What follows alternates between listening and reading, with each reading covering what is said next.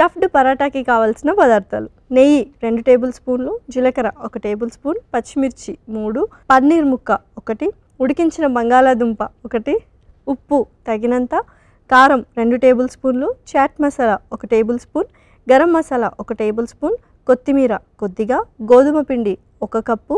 Stuffed paratha తయారు చేసుకునే విధానం: ముందుగా స్టవ్ ఆన్ చేసి ప్యాన్లో నెయ్యి వేసి కరిగాక అందులో జీలకర్ర, పచ్చిమిర్చి, స్మాష్ చేసిన పన్నీరు, ఉడికించిన బంగాళాదుంప, చిటికెడు ఉప్పు, అలాగే కారం, చాట్ మసాలా, గరం మసాలా పొడి వేసి కలిపి వేయించుకోవాలి. ఆ తర్వాత కొత్తిమీర కూడా వేసి కలిపి స్టవ్ ఆఫ్ చేసుకోవాలి.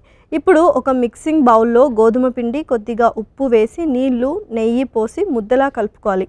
తర్వాత చపాతీ పీటపై వేసి రోటీలా ఒత్తుకొని వేయించి పెట్టుకున్న పన్నీర్ మిశ్రమాన్ని మధ్యలో స్టఫ్ చేసి క్లోజ్ చేసి పీటపై వేసి పరోటాలా ఒత్తుకోవాలి.